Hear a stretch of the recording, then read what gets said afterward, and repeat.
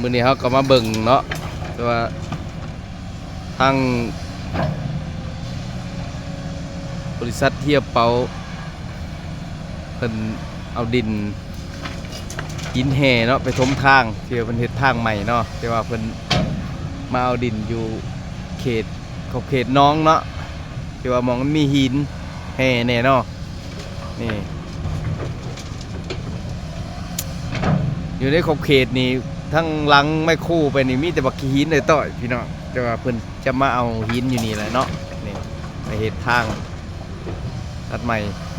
ที่ว่าทางลงทางหนองบัวทามี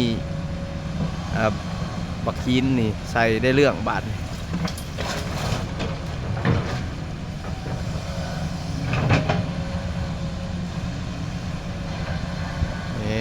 เที่ยวสบายแหละบาท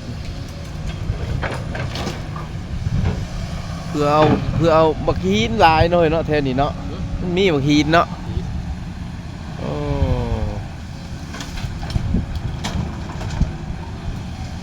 ได้เรื่องเลยมันเลยมีบักหิน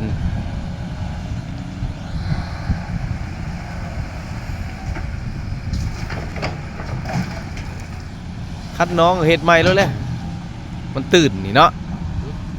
จกลงสำได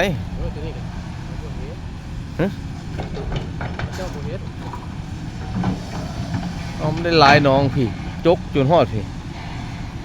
เนาะหินลายไปทางไหนอ๋อโธ่ใส่เต็มยัดคากะลี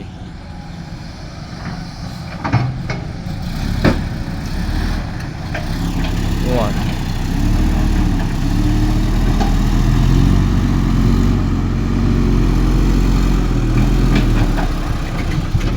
ไปแล้วเต็มเลยหนักแห้ง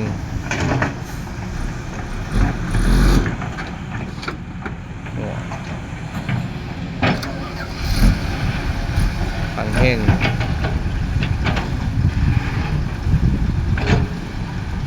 ดับที่เนาะ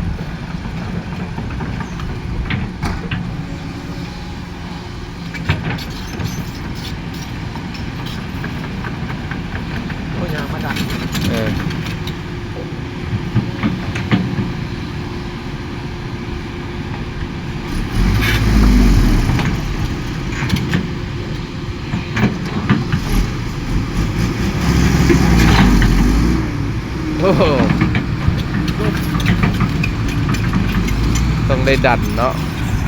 ต้องได้ช่วย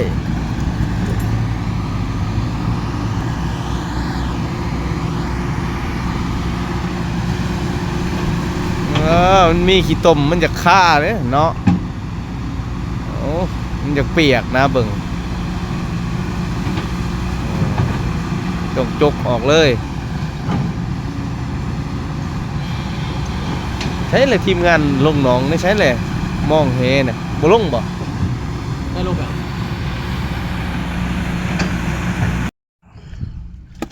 สบายดี FC ก่อนสิจกน้องเขาก็ต้องเอาปลาขึ้นแต่น้องก่อนเอาปลาขึ้นแต่น้องก่อน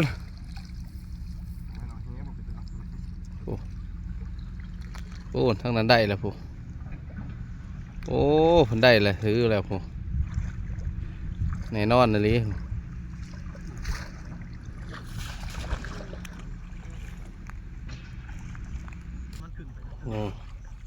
หมดเลยเว้ยเฮ็ดน่าเห็นบ่มันสิไปใส่โอ้ได้ปากช่อนปลาคอโอ้มาแล้วขึ้นมาแล้วได้แล้วปลาคอนี่ทีมงานผู้บ้านเพิ่งจัดแล้วนี่เห็นบ่บอกขออย่างไรเด้อทางนี้เด้อสิขอตะปานวลจันทร์8ตัวนี่โอ้แน่นั่นบ่ครั้งแรกบาทนี่โอ้ปลาคอปลาซ่อนนี่แหละเบ็ดมันคือบ่กินเบ็ดโอ้ยแต่ตึกเบ็ดยังบ่กินเบ็ดน้ำมันนะเบื่อฮอตเบ็ดเบื่อ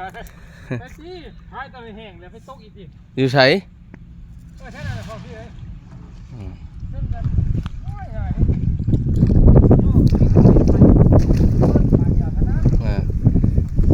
คือเอาปลาขึ้นเบิดแล้วมันก็จะจกน้องบาดนี้โอ้เห็นบ่โอ้ไมโครยองเลยทั้งน่ะจกลามมาโลดเป็นให้หน้าพร้อม ดีดได้ เอามาปุ้ยน้ำกินปุ้ยใช่นี่ นี่คอยจับไปเถอะหน่อย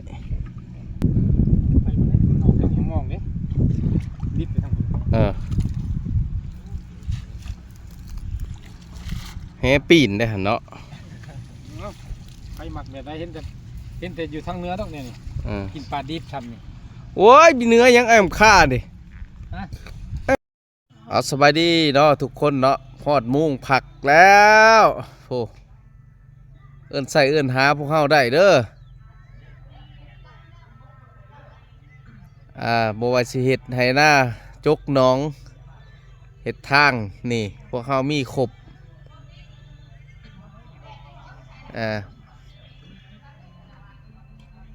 แต่ว่าบ่แม่นรถเจ้าของได้รถเฮียเป๋าเด้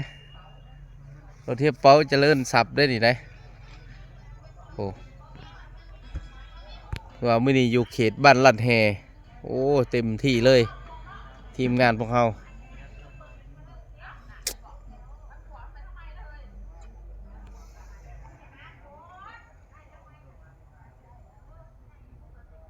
นี่มีจกมีเคนมีดำมีรถตุ๊ด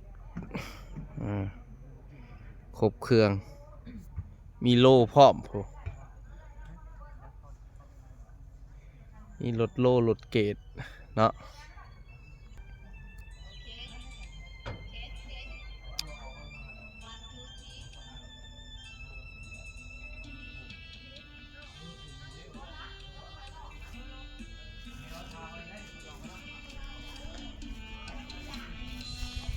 ทีมงานมืออาชีพเบิดอยู่นี่เนาะพี่โอ้มื้อนี้เพิ่นเข้าภาคสนามเรียบร้อยมื้อนี้นะผู้สาวกับมาหาเพิ่นได้เด้อ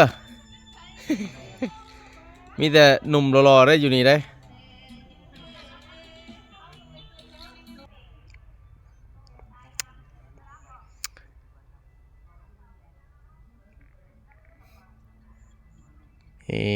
มีรถดุดหนึ่งมีดำ1 2 3 45แล้วก็ระบบ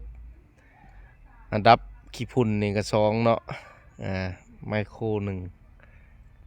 1จัดไป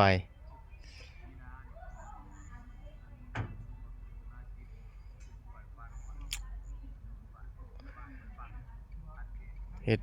เรียกแข่งกับเวลาได้ซุ่มนี้ได้มี4:30แม่นเพิ่นหมอดจักเราได้นี่เอาเข้ารถนี่เอาเข้าภาคสนามเรียบร้อยนี่กำลังซ่อมแซมเส้นทางลงหนองบัวทาเนาะแต่สี่แยกปากซองลงมานี่สถานที่นี่ก็คือจุดบ้านลัดแฮเนาะเรือบ้านละนาดีนี่แหละ FC ทุกคนเนาะ